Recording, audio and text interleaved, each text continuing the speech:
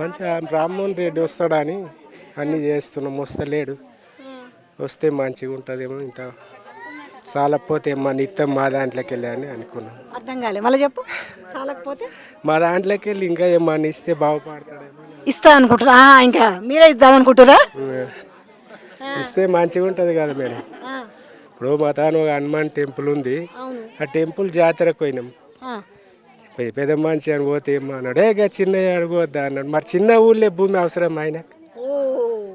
ఈ చిన్న గుడికి రామని నన్ను అడగొద్దు అన్నాడు.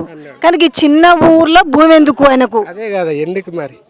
ఇప్పుడు మా దేవస్థానం చిన్నగా, మరి మా భూములు ఆయనకు అంత పెద్దగా అయినాయి. ఏదో అంత పరిపాలన నడుస్తుంది. ఎందుకంటే రాక్షసులు ఒక రాక్షస దేశాన్ని ఇప్పుడు ఇందిరమ్మ రాజ్యము మేము తీసుకొచ్చినాము. ఇందిరమ్మ రాజ్యంలో అందరు మంచిగా ఉన్నారు.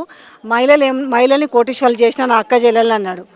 నా అవ్వ తాతల్ని, నా తమ్ముళ్ళని, అన్నల్ని అందరినీ నేను రైతు రాజ్యాన్ని నడిపిస్తున్నాను మేడం. మేము మంచిగా ఉన్నది కానీ మంచిగా చేసినందుకు ఇప్పుడు మమ్మల్ని గడ్డల మీద దింపిన అంతే.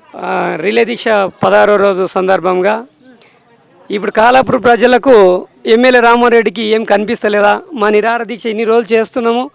ఇప్పుడు ఎంఆర్ఓలకు ఇచ్చినాము, కలెక్టర్లకు ఇచ్చినాము, అందరికి ఇచ్చినా కానీ మా కాలాపూర్ గ్రామ ప్రజల గోడు ఇంతవరకు రామ్మోహన్ రెడ్డి కనిపిస్తలేదా అని నేను సందర్భంగా అడుగుతున్నాను మేడం.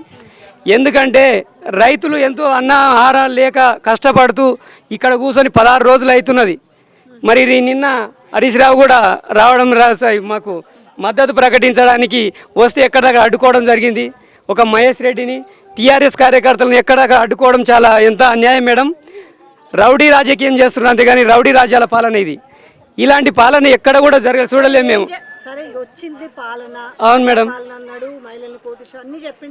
అవన్నీ మేడం మా రైతుల బాధలు. ఇప్పుడు ఏంటంటే అవును మేడం, ఎస్సీ ఎస్టీ బీసీ అవును మేడం, ఎట్లా అడ్డుకుందాం? మా భూములకు వస్తే మాత్రం మేము ఇడిచేది లేదు మేడం. చావనైనా చేస్తాం కానీ మా భూములు అయితే వదలం మేము. ఎందుకంటే రామ్మోహన్ రెడ్డికి ఎలాంటి అధికారం లేదు మా భూముల మీద. ఎందుకంటే మా తాతలు ముత్తాతలు సంపాదించిన భూమిలో వాళ్ళకి ఎలాంటి అధికారం ఉంటుంది? ఈరోజు నోటిఫికేషన్ ఎలా ఇచ్చారు మేడం? ప్రజలను ఎవరైనా అవగాహన తీసుకున్నారా? ప్రజలను ఎవరినైనా అడిగి ఇప్పటి వరకు ఒక కలెక్టర్ కానీ, ఒక ఎంఆర్ఓ కానీ, ఒక పోలీసులు కానీ మమ్మల్ని నిర్బంధిస్తున్నారు. ఎక్కడ పోతే మా మీదనే అధికారం చెలాయిస్తున్నారు. ఎంత దౌర్జన్య స్థితికి ఉన్నారు ఈరోజు చెప్పండి మేడం మీరే. కానీ ఇది ఎక్కడ సమంజసం కాదు. ఒక రామ్మోహన్ రెడ్డి ఎమ్మెల్యే దిగి వచ్చి సీఎం రేవంత్ రెడ్డి ప్రభుత్వం ఇప్పుడు ఇందిరమ్మ రాజ్యం అంటే ఇందిరమ్మ పట్టాలు ఇచ్చారు, భూములు పట్టాలు ఇచ్చారు.